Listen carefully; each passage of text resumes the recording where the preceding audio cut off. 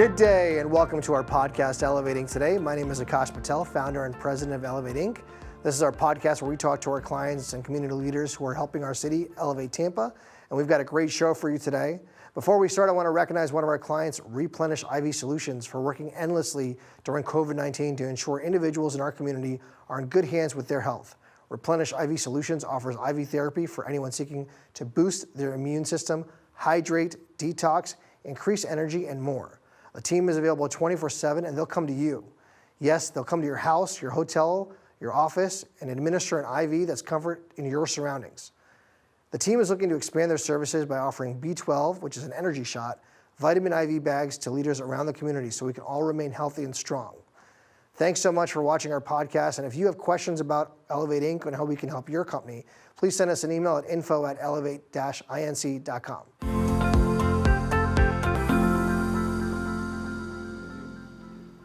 Good day, this is Aakash Patel with Elevate Inc., and you're watching our podcast. This is Season 1, Episode 18, and my guest is my friend Kothand Rajangam. Kothand, thanks for joining us. Pleasure, Aakash. Thanks for having me here. Now, Kothand, a lot of folks haven't heard your story. Tell us a little about where you're from and where you studied and what you're doing. Well, I'm originally from Chennai in India. I started my career probably, I think, in 2004. I did my engineering. It's been almost about 16 years I've been now in technology. I started Capro Technologies probably in 20. I started Capro Technologies in 2011. Mm-hmm. That was my first venture. I was so much into technology, and I started working with startups at that time in building products and mobile apps and I was doing, in the early part of our career with Capro Technology, we were working with a lot of startups, and we were getting a lot of opportunities at that time because it was a time when Bangalore or India in particular, Bangalore was the Silicon Valley of India at the time. And there were a lot of startups booming there. So we kind of rode that wave, I should say. And with that, we were quickly ramped up to almost about 30 people to 40 people in about 3 years. Since then, we started working with Microsoft, a lot of large and mid-sized enterprises in building their enterprise solutions, and that's how it got started. And in 2015, I moved over here and started the U.S. operations for Capro Technologies. So you lived in India until what age? I was there until about 34 years. Wow. And so you just decided one day, hey, I'm going to come to America and live the American dream, or how did that happen? It also happened because my family also had an opportunity. My wife, she works, and she had an opportunity to come and work for a company here, and I just kind of joined her at that time, and then decided, why don't we, start our U.S. operations from here, and then. And was Tampa the first place? Yeah, that's right. And so, had you heard of Tampa before? I've been visiting Orlando. Used to be visiting the U.S. for conferences and stuff, and I used to travel here at least twice a year at the time. So, what was your first thought when you came to Tampa to work in 2015? Well, I love the weather because coming from Chennai, it is pretty much almost having the same weather as we have here. It was not a huge difference. But to understand the culture, there was a little bit of familiarization, I should say. And I think it took us almost. I think personally, it took me almost about 2 years to really get to understand the working style and all of that, and I think. Was your English? Were you taught in English school in India, or was That's it? Right. Yeah. Okay, so you learned English at a very young age. Yeah, I've been taught in English, and I studied for my MBA, and I didn't do my MBA, and I decided to start Capro, not having to do an MBA. So in India, you did engineering. Yes, that's right. And then you started an MBA there. I should say I applied for a lot of MBAs, and I eventually got one. But I decided to start Capro. It was right at the time, and I had offers from universities, and I decided no, do an MBA or start a company. So I decided to go with the company. And what kind of engineering did you do? Engineering and electronics and communication. So most people that have the engineering background, they don't become entrepreneurs, right? Because the way the engineering field is. Mm-hmm. And in India, Is that the case, or are there a lot of entrepreneurs in engineering? Well, I should say there are a lot more engineers in India because there was a boom for some reason. There is more of engineers than you can actually find, science graduates and other professional professions, people in that professions. But since there now, I think there's now the culture of entrepreneurship, and there's a lot of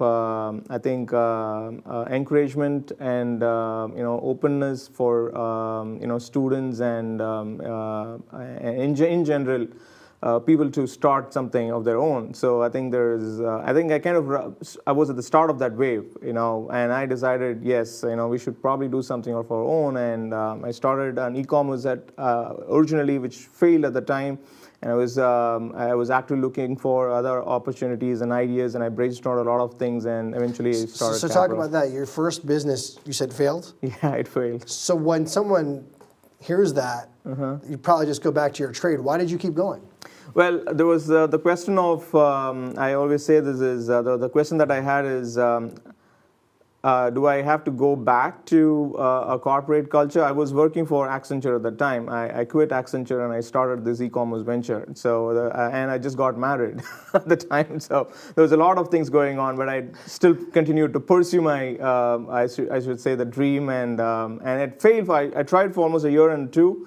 It did not work, and then I was like, either I go back and start something else, or maybe do what I already know well, so which was technology. So I started doing what I was good at. So, and that's how CatPro started.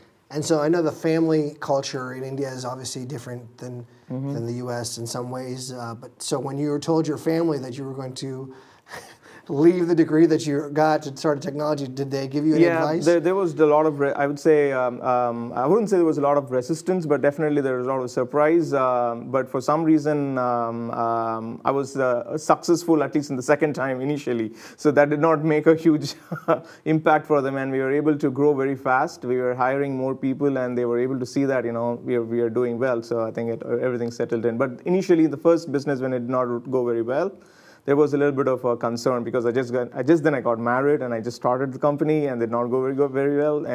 But once everything started falling in place, it was all good.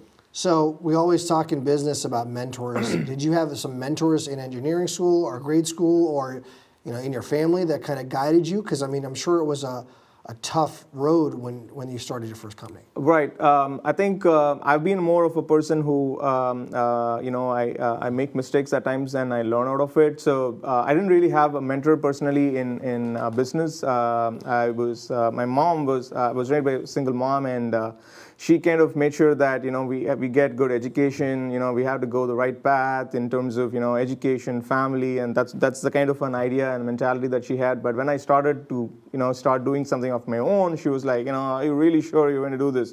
She was not very initially happy, but once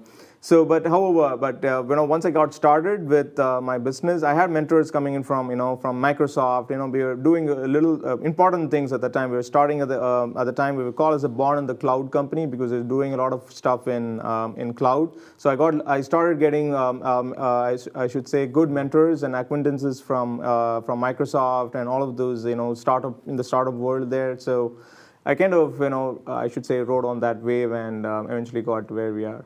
So were there certain books that you had to read to just learn some principles or some structure? Is there some that you recommend? Well, I think the whole thing started when I started this book called The 4-Hour Work Week, and by Tim Ferriss. At that time, it was probably one of the, I'm talking about 2010, 2011, and that was the first book I actually started to, read at that time. And I think that was one of the early books that I started, and I think that definitely helped me a lot. So a lot of people must see you now and they see you're successful and they think it's easy. And I'm sure a lot of people are now coming to you for advice. What business advice do you give to people that are starting out, just brand new and they don't have a plan yet? What do you say to them? Well, I think for anyone who's going to start from scratch, they're going to learn a lot and they need to be open about it. And they also need to know that they need to try for some time and decide whether they are successful at it. If they are not very successful at it, if they're not seeing growth in the first 2 years, by the third year, they need to decide to pivot, or they need to decide to do something else. Because in the first 3 years, if you're not able to figure it out, I don't think it's so easy that you're going to figure this out in the future. So in the first 2 to 3 years, I think you really need to figure out whether you're going to be you're successful. Are you able to create the reputation, the brand? Are you really getting the customers? I think the first 3 years are very, very critical, and they need to be open about that. And so Cat Pro Technologies was started in 2015. In the U.S. In the U.S. 2016 in the U.S. And originally in India, it started in 2011. And so from where you started in 2011, so you almost 9 years ago now, to where you are today, how many iterations of services did you add, subtract, or is it exactly where the same? Well, it's a great point, right? So we are in technology. From what we started to where we are today, the technology has significantly changed. When I started with Cat Pro, I started in a technology called SharePoint, and today SharePoint is probably going to be obsolete in a couple of years. And in that process, we are also we kind of continuously keep evolving when it comes in technology. We started with one technology, we added cloud. As cloud started becoming mainstream, now we are getting into RPA. As RPA is getting into it, we are doing something in AI. We always have to think at least 2 to 3 years ahead, so that we are ready when it becomes mainstream. So there has to be someone, at least when it comes to vision, that you need to really start working on the future and what kind of technologies that we need to work on. So that's something that we've been successful doing with, right? So then that's kept us alive until now. We are continuously in the future looking for changes that's happening in the future, and being adaptive about it. And you've always been hiring, and in the U.S. the hiring practice is a little different than India. Right. What's the talent shift like here when you're hiring here?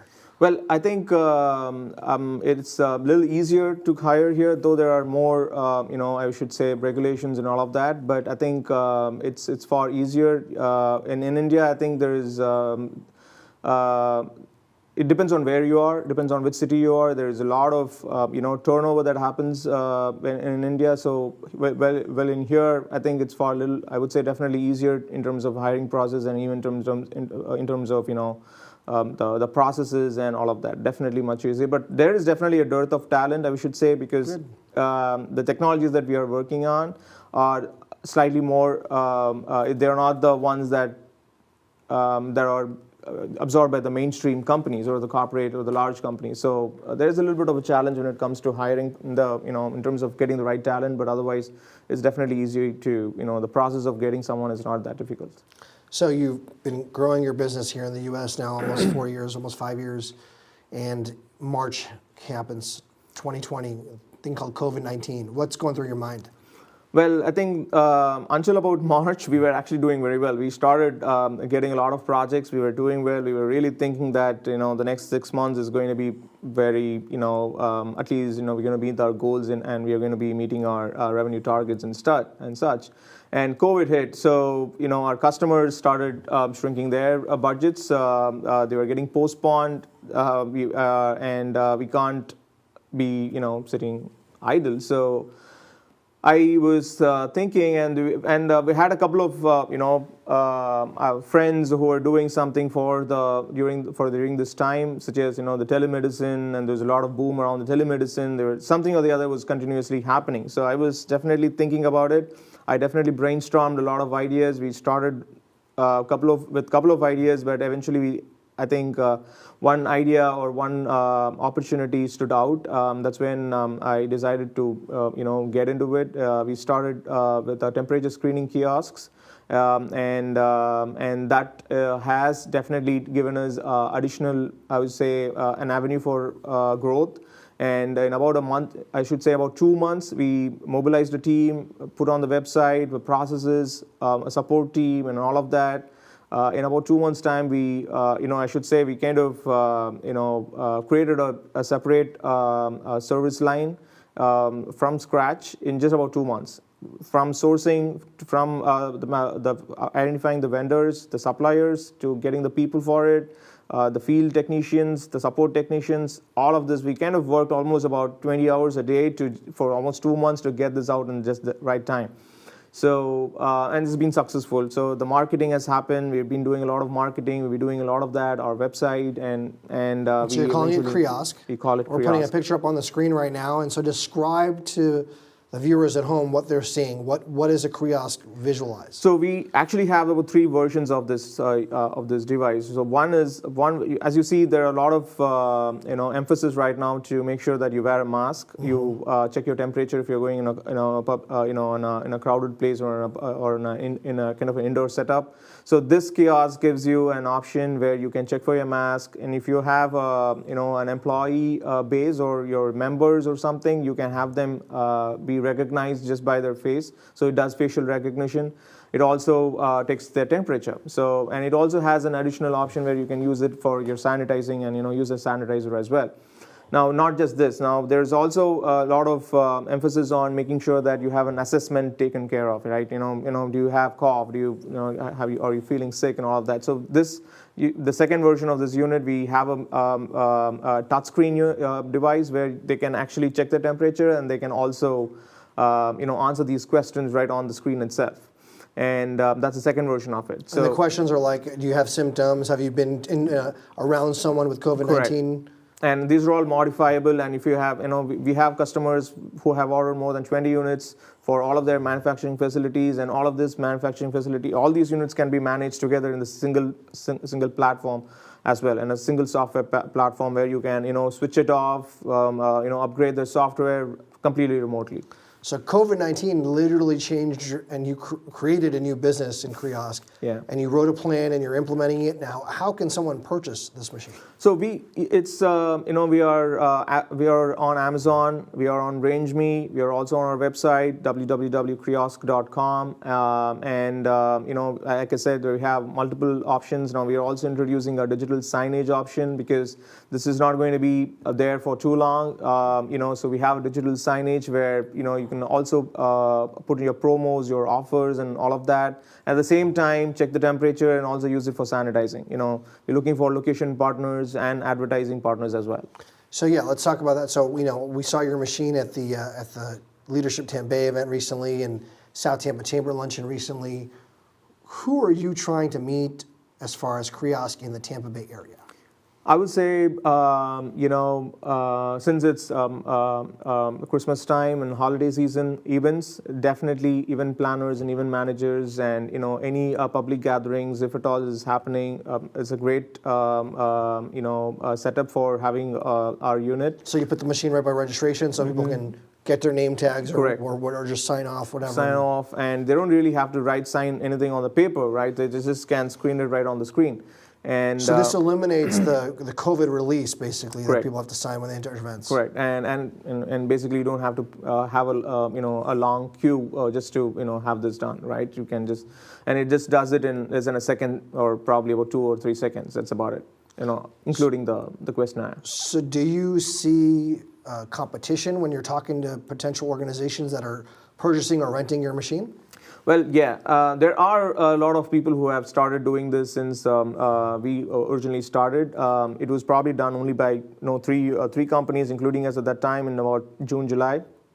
Now there are a lot of them who are doing it, but I think what keeps us out or keeps us stand out is the unit that includes the touchscreen and the questionnaire. That I don't think a lot of them have it, and we have different versions like the height can be adjustable, different designs as well. So and even the digital signage with advertising, I don't think anybody else is doing it.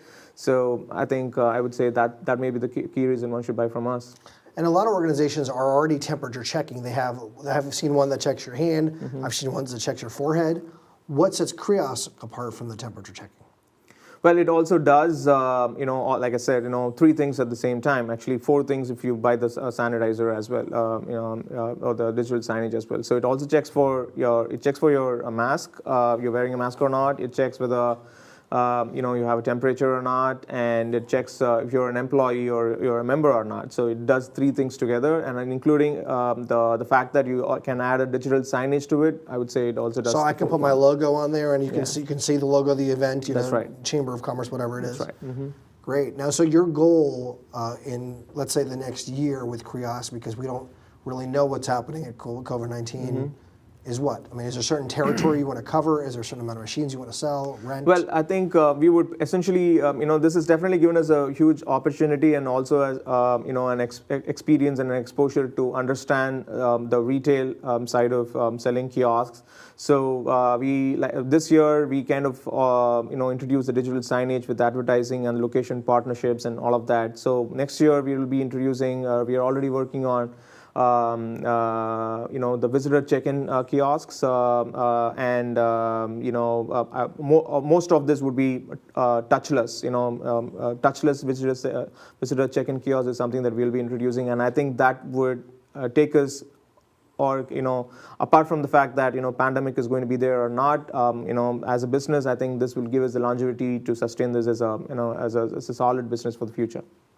So as far as the 2025, 5 years from now, let's just say, where is Kothand and which business are you running? Is it going to be Kriosk? Is it going to be CADPro? Are you going to sell both? Are you going to go public? What's the future for you? Well, I think somewhere in my genes, I guess it is there. I probably will be doing multiple things, and I like to do multiple things. I'm a technology person, so I know I can just talk about technology like I know it, and I continue to be in technology as long as I'm in business. So CADPro will definitely will continue. We'll only be working on newer things as we have already been evolving from where we started. And Kriosk, I think it gives us definitely since the pandemic, whole new sort of opportunities to also do bigger things. So again, within around technology, right? Such as artificial intelligence, touchless biosensing, or biometric sensing, and all of that. So both will definitely exist, or they will coexist. If at a time then each of them are really big, we'll probably think about getting investors or doing partnerships and such. Now you talked about a lot of things you're doing, and then you talked about working also with people in India, and that's a huge time difference. You have a wife and you have a child. Right. How do you manage work-life balance? That's a great question. I should probably ask my wife how she's managing me. Well, I guess, I have a good team. I think without that, I don't think I can be where I am. With the business that is in India, which is still growing, and we have an independent set of, managers and a team structure that kind of keeps me out of the daily chores. So I believe that having a good team would itself take care of the business. So the Kriosk also has a good team right now. I have a seasoned entrepreneur who is taking care of all of the operations, and as well as the support and all of that. So, and with CADPro here, I'm kind of managing most of the the client relations, with our India team, I think everything has its own leadership to take care of the needed things and essential things. So I'm only needed if I'm really needed. Otherwise, I'm not needed to run it. That's a good way to run a business. You're living the 4-hour work week, right? Is that what it is? That's right. Well, I wanted to thank you for your time, and I know we're running short on it. So did you have anything that I didn't ask that you wanted to tell our viewers? No, I think it'll be great if you can, look at how you could use this Kriosk for your business, and have a look at our website, and we'll put your website on the screen as well. Yes, that'll be great, and and with regards to CADPro, I also want you to have a look at CADPro if they are looking at cloud or automation or process automation. I think with the pandemic and from a technology standpoint, that also has opened up where RPA and robotic process automation is really picking up. I think that'll be a great investment in terms of their business if they have to get into. Great. Well, Kothand, thank you so much for your time. We appreciate it. Thank you so much, Aakash. Thanks for having me here. This is Aakash Patel, and you've been watching our podcast. This is Season 1, Episode 18. Thanks so much for joining. Thank you.